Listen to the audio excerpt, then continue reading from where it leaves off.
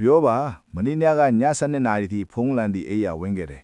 ဒီမနေ့ရုံမတက်ခင်နာရီကို3ကလောက်နှိပ်ပလိုက်ရတယ်ရေချိုးတာတွားတိုက်တာပြီးတော့အင်ကြီးလဲတာအဆင်ပြေပေမဲ့မနှက်စာကြတော့လက်လွတ်လိုက်ရတယ် ဘာဖြစ်မှလဲဗျာနေ့လက်မတခါတဲ့နက်နက်စာတွဲစားလိုက်ရင်ရတာပဲဆိုပြီးကိုဖြေးသိမ့်လိုက်တယ်ဒါမှမဟုတ်ဝိတ်ချနေတာမနှက်စာပါဖြတ်လိုက်ရင်ပိုမြန်မဲ့ထင်တယ်ဆိုပြီးတွေးမိတယ် ရပ်ပါအောင်ခဏလေးရပ်ပြီးစဉ်းစားကြည့်ပါကျွန်တော်တို့ဟာဘာလို့ကိုယ်ခန္ဓာကိုယ်ကိုဒီလောက်အထိညှင်းဆဲဖို့ရှင်းရှည်တွေရှားနေကြတာလဲဒီတစ်ခေါက်တော့ခဏလောက်စောင့်တာဒီနေ့ပြောပြမယ့်အကြောင်းရင်းတွေကြားပြီးရင်မနှက်ထံကစပြီးမနှက်စာကိုဘယ်တော့မှမလွတ်တော့ဘူးလို့ခရီးပေးမိမယ်ထင်တယ် ဟုတ်ပြီခမားတို့ကိုတတိပေးခြင်းတဲ့အချက်၅ချက်ကိုပြောပြမယ်ပထမဆုံးအချက်ကနှလုံးနဲ့ပတ်သက်တယ်လေးလာမှုတစ်ခုအရမနှက်စာမစားတဲ့အမျိုးသားတွေဟာမနှက်စာဘွန်မန်စားတဲ့သူတွေထဲနှလုံးရောဂါဖြစ်နိုင်ကြီး28%ပိုများတယ်တဲ့ဒါပဲလားမပြီးသေးဘူးမနှက်စာမစားပဲအပြင်ထွက်အလုံးလုံးနေရတဲ့အမျိုးသမီးတွေဆိုရင်စီးကြိုအမျိုးအစားနှစ်ဖြစ်နိုင်ကြီး54%အထိမြင့်တက်သွားတယ်သွေးရင်းတကြားတဲ့ကိုထိန်ညှိဖို့ပလက်ကွက်တဲ့အခါပန်ခရီယာကအလို့ပိုလို့ရပြီးရေရှည်မှာအင်ဆူလင်ခံနိုင်ရဖြစ်လာတယ်ဒါဟာစီးချိုရဲ့အစာပဲဒုတိယအချက်ကကိုယ်လေးချိန်နဲ့ပတ်သက်တယ်ဝိချခြင်းလို့မနှက်စာမစားဘူးဆိုတဲ့တငယ်ချင်းလို့ကြီးဒါဟာအထင်အမြင်လွဲမှားမှုအကြီးကြီးပဲမနှက်စာမစားတဲ့အခါခန္ဓာကိုယ်ကစွမ်းရင်ချွေးတာဟိုဇီဝကမှာဖြစ်စဉ်ကိုနှေးကွေးစေတယ်နောက်ပြီးနေ့လေရောက်တဲ့အခါစာလောင်မှုပြင်းထန်လွန်းလို့ကယ်လိုရီများတဲ့အစားအစာတွေကိုပိုမိုစားသုံးမိသွားတတ်တယ်ဒါကြောင့်မနှက်စာရှောင်တာဟာကိုယ်လေးချိန်တက်စီတဲ့အဓိကအကြောင်းရင်းတစ်ခုပဲတတိယအချက်ဦးနှောက်အကြောင်းမနှက်ခင်းမှာဦးနှောက်ကအလုံးလုံးဖို့ဂလူကို့စ်တကြားတက်လိုအပ်တယ်မနှက်စာမစားရင်ဒီလောင်စာမရှိတော့အာယုံစူးစိုက်မှုအားနေတာမေ့လွယ်တာ brain fog လို့ခေါ်တဲ့မိုင်းပြီးสึกကြည်လင်မှုမရှိတာတွေဖြစ်လာတယ်စရုထအချက်ကအစာအိမ်နဲ့ဆိုင်တယ်ညအိယာဝင်ခြေကနေမနှက်အထိနာရီပေါင်းများစွာအစာမရှိဘဲနေခဲ့ရတယ်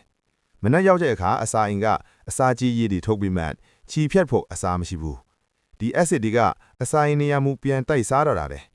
ရေရှည်မှာအစာအိမ်နာအစာအိမ်ရောင်နာတွေဖြစ်လာနိုင်တယ်ပြင်စမအချက်စိတ်ခံစားချက်ဘိုက်ဆာလွန်တဲ့အခါစိတ်တိုးလွယ်တာဒွါတာထွက်လွယ်တာခံစားဘူးလားဒါက hungry plus angry လို့ခေါ်တဲ့အခြေအနေပဲတွေးတွင်းတကြားတဲ့ကြဆင်းတာကစိတ်ခံစားချက်ကိုတိုက်ရိုက်ထိခိုက်စေတယ်ဒီလောက်ဆိုရင်မနှက်စာမစားတဲ့စိုးကျိုးတွေကိုသဘောပေါက်လောက်ပြီးထင်တယ်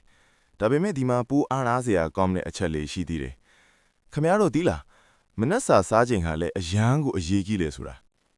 ကျွန်တော်တို့အိယာနိုးနိုးချင်းချက်ချင်းကြီးစားဖို့မလိုပါဘူးဒါပေမဲ့အကောင်းဆုံးကတော့အိယာနိုးပြီးမိနစ်30အတွင်းမှာတခုခုတာစားပေးတဲ့တယ်ဘာလို့လဲဆိုတော့ညအိတ်ချင်းကြာမြင့်စွာအစာမရှိခဲ့တဲ့ခန္ဓာကိုယ်ရဲ့ဇီဝကမ္မသစ်စင်ကိုစတင်လေပတ်ဖို့သွေးတွင်းတကြားဓာတ်ကိုပုံမှန်အနေထားရောက်အောင်ပြန်လဲဖြည့်တင်းဖို့ဒီအချိန်ဟာအကောင်းဆုံးအချိန်ပဲဒါကြောင့်မနက်9နာရီကနေ10နာရီအတွင်းစားတာဟာအကောင်းဆုံးလို့ဆိုနိုင်ပေမဲ့အိယာနိုးချိန်ပေါ်မူတည်ပြီးချိန်ညှိမှုလိုပါလေ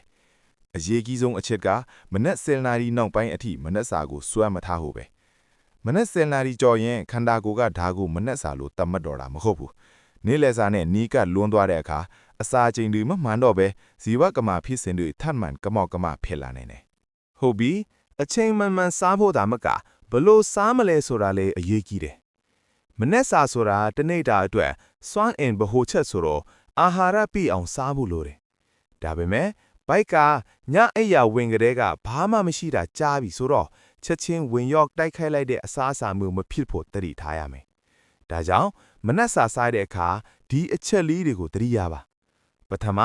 ပရိုတင်းထပ်ပါဝင်ဖို့လိုတယ်ကြက်ဥငါးကြက်သားပဲမျိုးမျိုးနွားနို့ဒိန်ဂျင်စတာတွေကကြွက်သားတီဆောက်ဖို့နဲ့အစာခံနိုင်ဖို့ကူညီပေးတယ်ဒုတိယအညင်ထပ်ပါဖို့လိုတယ်ဟင်းဒီဟင်းရနာတတိဝလန်တွေက